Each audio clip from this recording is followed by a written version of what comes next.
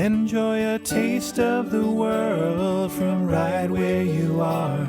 Well, it's time for some cooking. Let's get you cooking. Well, it's time for some cooking with Barb.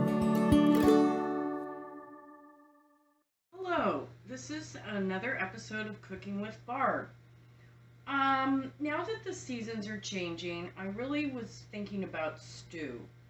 Every country has a stew. For example, Ireland has the Irish stew, and Morocco has their lovely tagines, and of course here in the States we have all of our different stews that we cook, and Italy as well. But I was thinking about France. One of my favorites, of course, is Julia Child, Mastering the Art of French Cooking. How can you go wrong with Julia Child? She is the best. I love her. So I'm going to make beef bourguignon today. Right here I have my mise en place. That's all the prep work.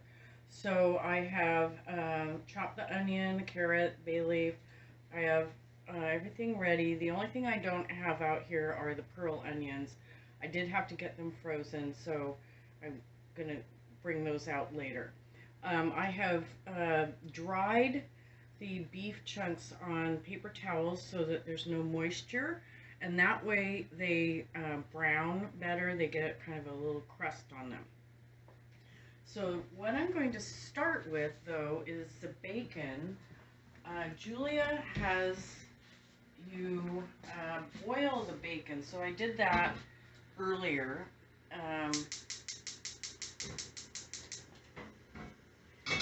And I've got that boiled, and then we're going to saute it. So I have that drained here, and we'll just saute the bacon for a little bit, get that warmed up. And I am not 100% sure why she has you first simmer the bacon. I'm not 100% sure, maybe to render some of the fat. Or maybe, with the salt. Another note on bacon, I prefer to get uncured bacon. I've read about it, and there are certain natural nitrates that they use in uncured bacon because it is still cured, but it's cured in a more healthy process. So I tend to go with the uncured bacon. So I'm just going to saute that, and actually I might use this more heat. And so we'll just kind of get that going here.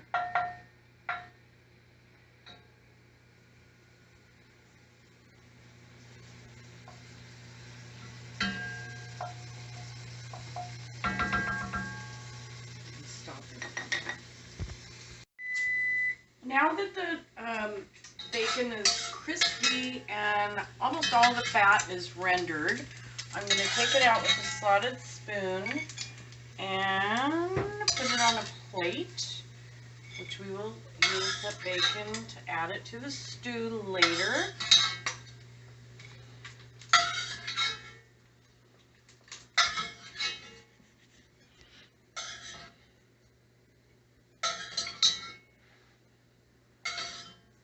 And so we have a little fat left in the pan, and so I'm going to add just a smidge more, because now what we're going to do is saute the beef, and that will go in different stages, because you don't want to crowd the pan with too many pieces of meat. You want them all to have space so that they saute and get a nice crust on them.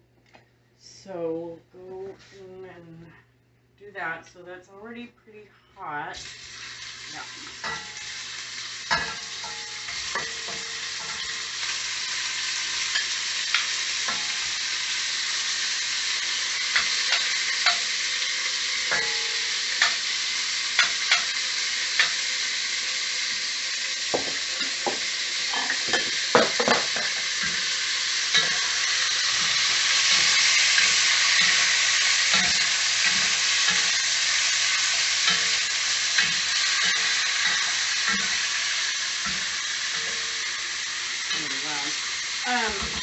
I know the sound of the steak is pretty loud.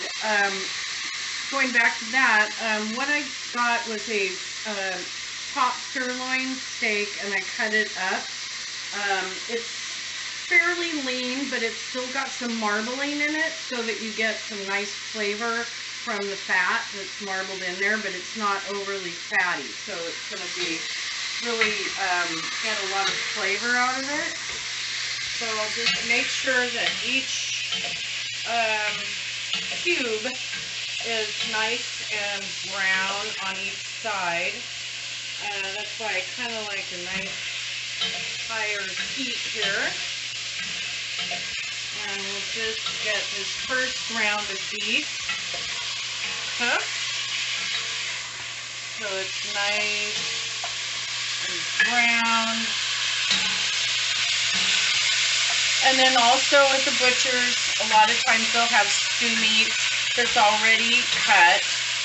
This morning when I was at the market, they didn't happen to have any already cut, so I just got the steaks and cut them into cubes.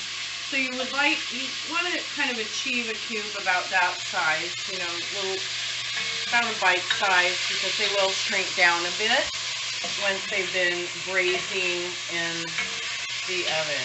So we'll just cook these. See how they're getting a nice brown crust on them. Again, that's aided by the fact that I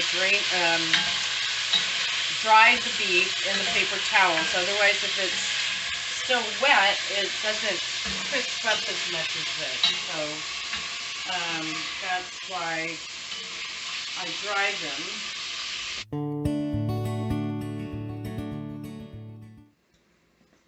Now that the two plates of, or the beef has been finished, I'm now going to saute the carrots and the onion.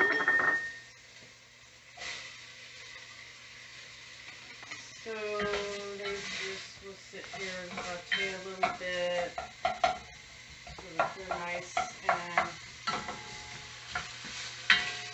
get the onions kind of translucent so they're nice and cooked.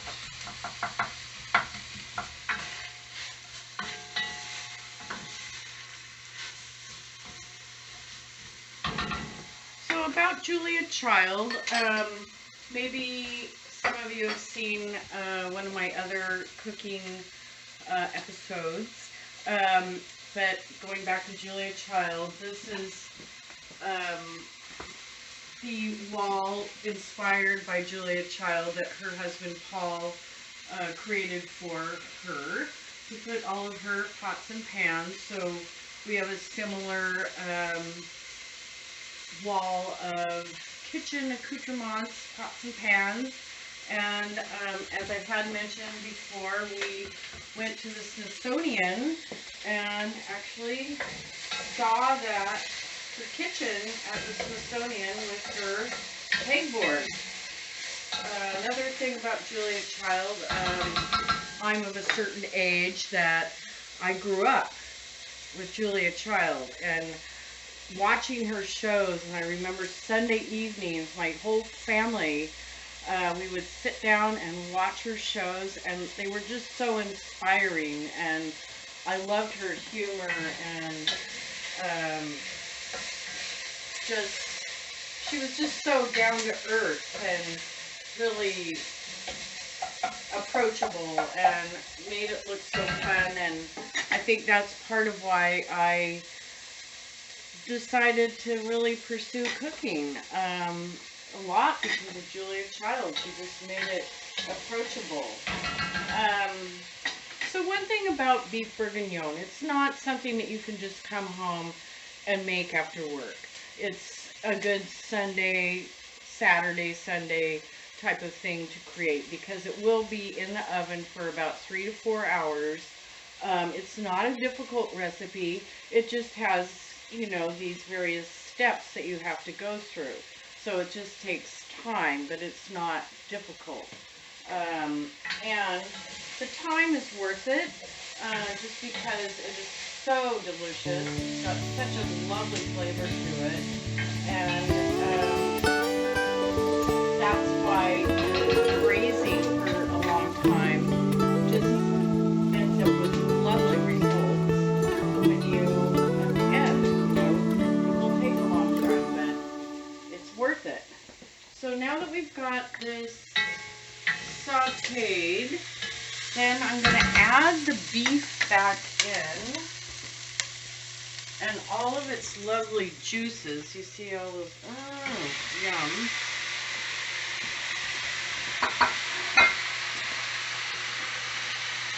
And then I'm going to add some salt and pepper.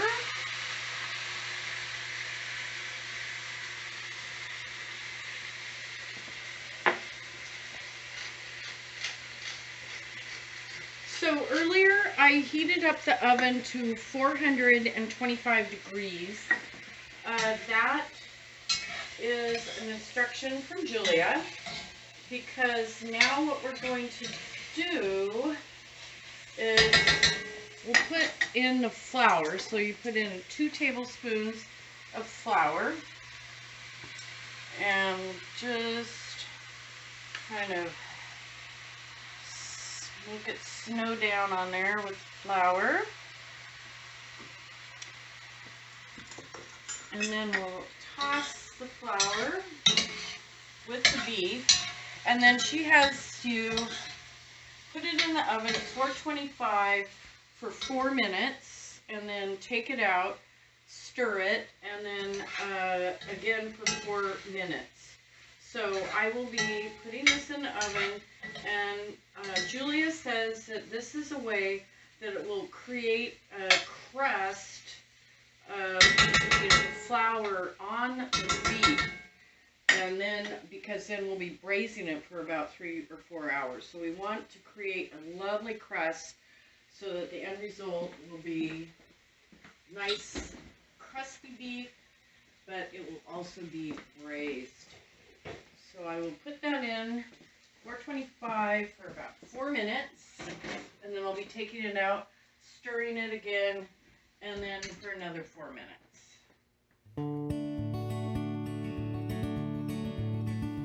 Okay, so while the stew, the beef bourguignon, has been in the oven, I've been sauteing the mushrooms. So it's really simple, just in a little butter and olive oil. And then I also sauteed and browned the pearl onions, so they're nice and browned and kind of caramelized a little bit. And then we're gonna take a look at the stew. So it's been in the oven for about 3.5 hours. And what you want to do is take it out and look at it. This is actually perfect. If you had a lot of extra sauce in it, then you'd want to drain the meat out of it and then reduce the sauce so that it coats a spoon, just like a film on the spoon. But this is just perfect. I don't even need to add more beef stock. If it was really drier and absorbed more of the liquid, then I'd want to add a little bit of beef stock. But this is absolutely just perfect. So we're ready to serve. So right now I'm going to just add the mushrooms and the onions. And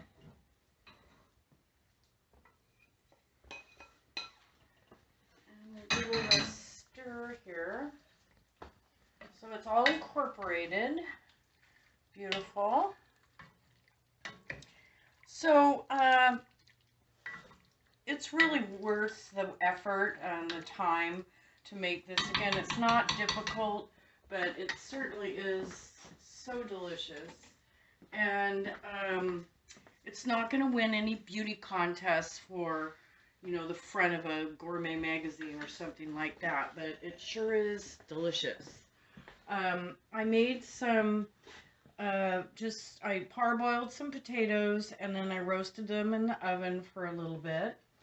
So you just don't want anything too jazzy to serve it with, because beef bourguignon itself is just so full of flavor that you want something rather neutral. Another idea that people serve beef bourguignon with is either just some simple buttered noodles or some rice. Again, just keep it really simple for that starch that you're going to serve with the beef bourguignon. So we'll just put in some potatoes here, and then I like to garnish it with a little flat leaf parsley, just for a little flavor and a little extra color there. And then I'm going to be serving it with a nice tossed green salad. I like to have something cold and crunchy with a stew, so it goes perfectly together. So that is dinner. And as Julia says, bon appetit! Enjoy a taste of the world from right where you are. Well, it's time for some cooking. Let's get you cooking. Well, it's time for some cooking with Barb.